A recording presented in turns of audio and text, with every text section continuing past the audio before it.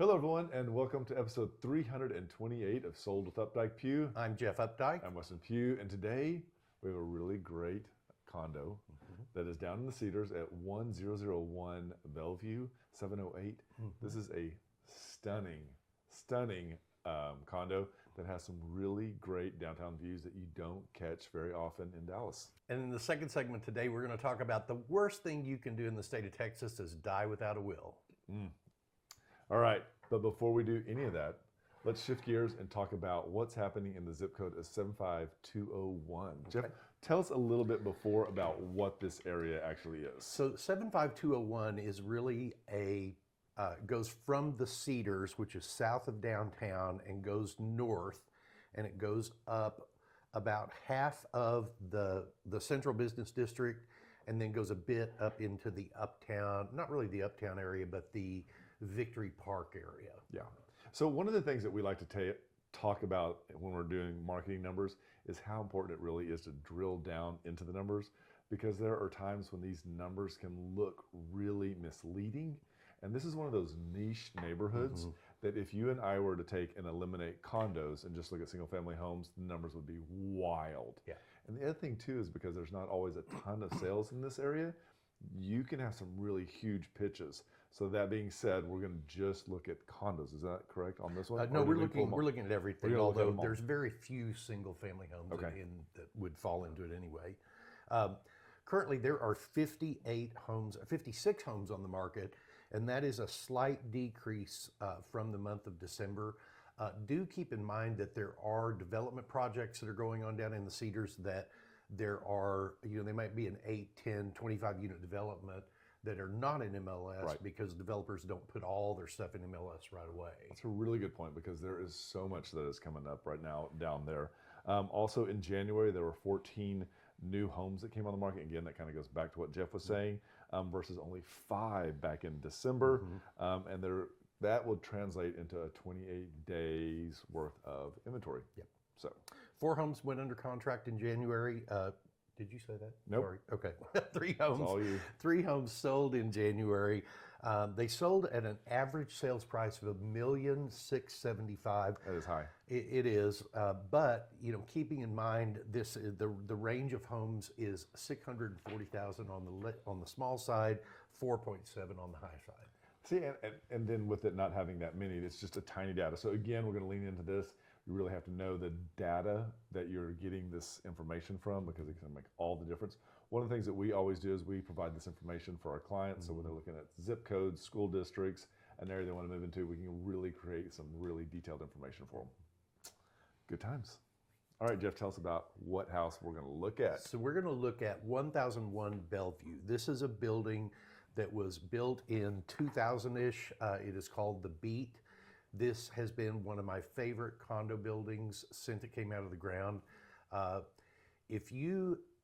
We thought this guy was crazy for building this building in 2000. So do you remember we went to the broker open house for this, and this is when the iPad first came out, and he went and bought 3 and raffled them off, and he actually had models in the pool walking around, and everybody was like, what is happening? They had food being served. And I was like, yeah, so it was great. And it's kind of kept up. It really was. And, it was a rough real estate market starting then. Condo financing had really fallen off the cliff. They had arranged for some special financing, I think through Wells Fargo. And they were doing everything they could to sell these buildings. And then they got caught in the 2005 slowdown. But the building is called the Beat for a reason because it is right across the street from the Dallas Police Department headquarters. That's funny. I did not put that together. How interesting. Okay. So anyway, great area. Some of the things that locals love, there's Cedar Open Studios. I think, have you been there? Oh yeah. Okay, I have not been there. So this is a whole bunch of artists in this area. It is a mecca for the artists. This area in particular has glass blowing. They have ceramicists. They have a lot of ceramicists down here. They've got a couple of actual like maker spaces down here as well. So it's a really great time to go out there. They provide you a map. It's open for like a full weekend. in the fall. So this is a really great time to come out and see and buy local. And one of the things that they do is they coordinate with Four Corners Brewery, and they actually allow a portion of one of their, I guess it's not a mess hall, but it's like a food court. Yeah, Yeah. where they allow smaller artists to set up little booths, so it has a really great feel. And I'll let you talk about this because I'm sure you've been here and love the beer. Well, Four Corners Brewery is a little out of our beaten path. I think we need to get this into the rotation on our Wednesday night beer night thing. I think you should. It's not that far away from, everywhere else we would go. So, tonight we're going to Grapevine. We're going to Hop and Sing in Grapevine. That's a long ways away. But the other thing too is I've had the food, and the food is excellent. Because sometimes I feel like the food is like, an afterthought. Yeah. Like, oh, that was great. But this is good. Beers here are very well known in the Dallas area. You're going to find them at the grocery stores. I believe Central Market also carries these. But I have had the Honey Blonde. That one's good. I do not like IPA, so I will not do an El Chicon. But I also have this one, the Especial. That's a lager. So yeah, good beers. The last thing that we wanted to talk about is once you have looked at art, once you drank your beer, Walk it off. Maybe you can do it in a different order, but hit the levee trails. This is 1 mile away from the building to the trailhead down on the south side. It is a 13.5-mile round trip all the way around, which is really, it sounds far, but it's not on a bike. You could do this in an hour, probably. On a bike for sure. Yeah. The good thing too about this is it doesn't have a lot of elevation changes.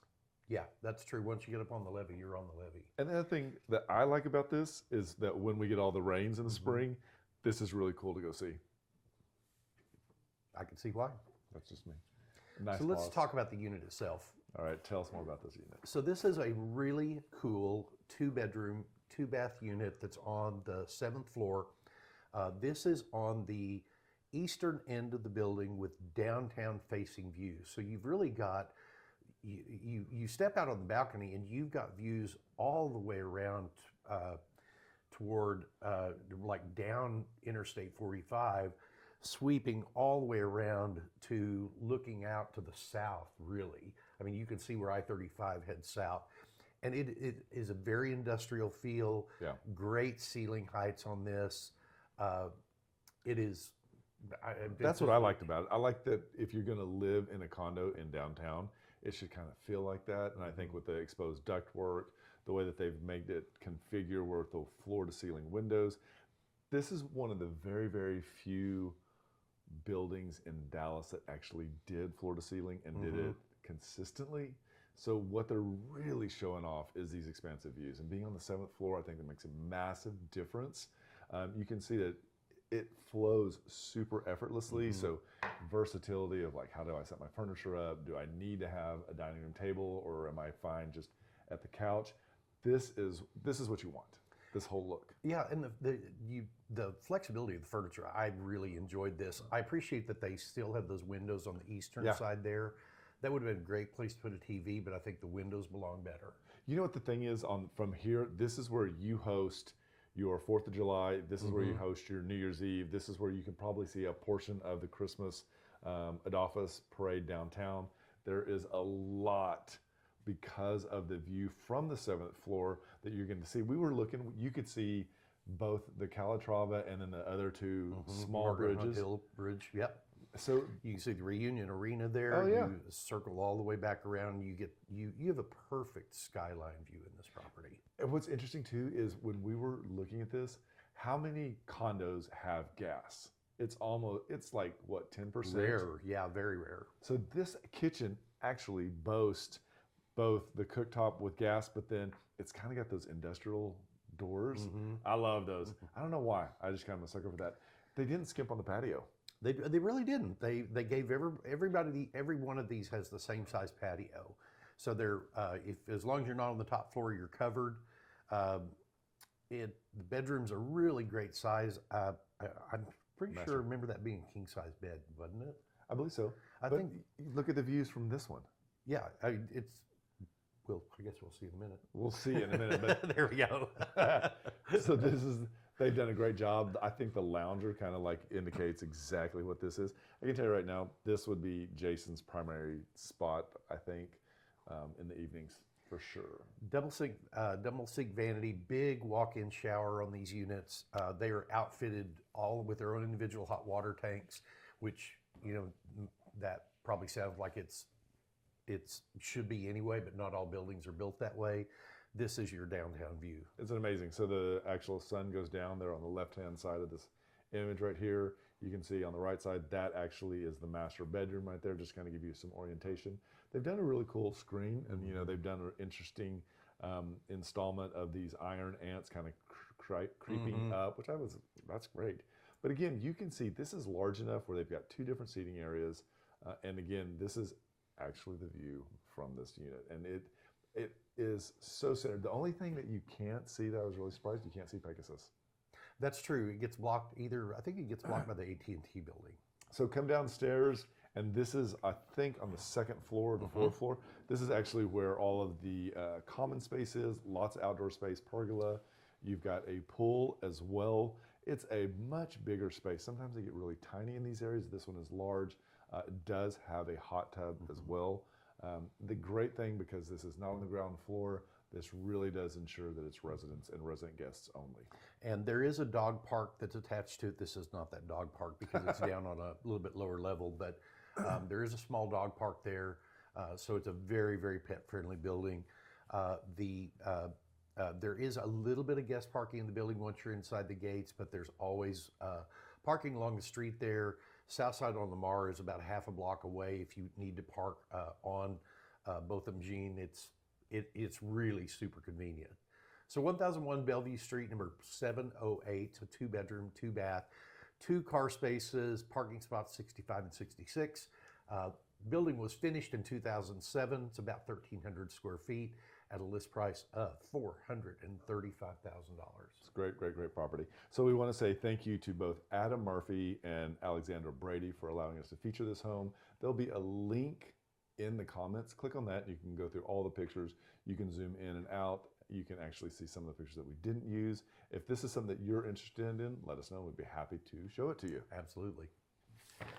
So let's jump into our second segment today. This is a big segment. Okay, so we're not going to do this for 20 minutes. No, we're not. We're gonna hammer through this because number one, we are not attorneys. We are not giving you legal advice. We are talking about a process, and we are talking about things that need to watch out for. If you have questions and you need to talk to an attorney about it, let us know. We'd be happy to make that connection for you. So to repeat again, we are not giving you legal advice. Correct. It's big. So I think the big, the thing that I pull out of this is the worst thing you can do to your family is to die in Texas without a will. 100%. It is the worst thing you can do to them because of how our court system works and how that could be such an easy process for your family. So it's funny because Scott Galloway on Pivot Podcast says that the most important thing you should do when you quit a job is that you should exit gracefully. That kind of, you need to exit gracefully. And if you don't have your will, you are leaving your heirs and those survivors a knot to untie. They can really get expensive. And the only person that wins on that is the attorneys. And the attorneys are the state. They're fine taking their time. Because you know what, and not to get off in the weeds, but you know, if the probate court is unable to determine where a specific heir is, the state keeps that money. Awesome. The state holds on to that money in the event that that person ever appears magically in the future to claim that. So let's talk about probate real quick. So probate is the actual process of distributing your assets, going through the court system, verifying that there is proper distribution, heirs have been notified, and that the title work is done properly. Bills are paid. Yes. Everything that. So that's probate. When we're talking about probate, that's what we want it to be. It's basically the settlement of your estate. The settlement. The additions, the subtractions. Here's what's left, and who gets what's left. The settlement into the grave. There it is. All right. So this process runs through the Dallas County probate courts. There are a couple of different paths you can follow when you do this. There is independent administration, which is the most common, Right. and that is usually the fastest.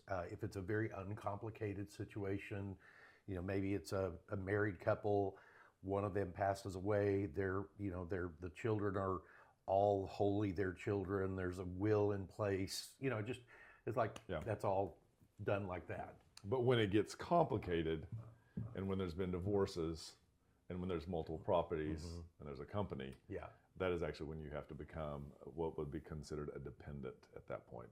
And it goes through the process, and it takes a lot longer, and it costs a lot more money. It does.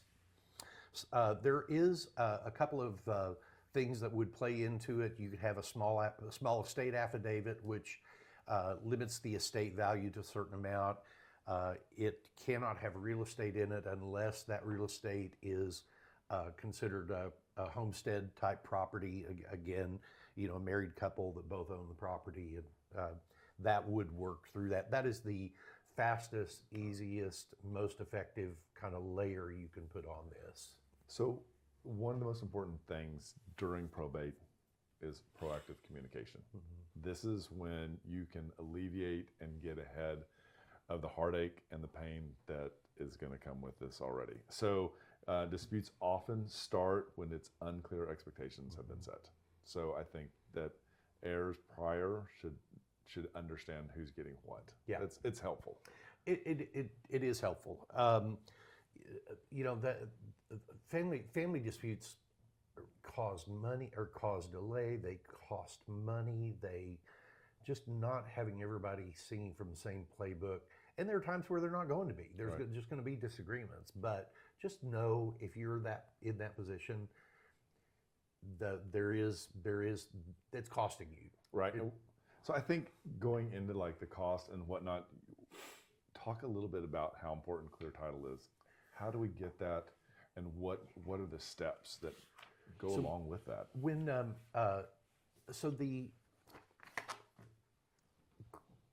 what you would need to do to really start this process is, one, you have to begin with a document that the probate court will give you that is called letters of testamentary. And letters of testamentary means it's the permission slip for the executor to sell the real estate. And so whenever we're talking to somebody about, grandpa died, we got to get rid of the house, what do we do?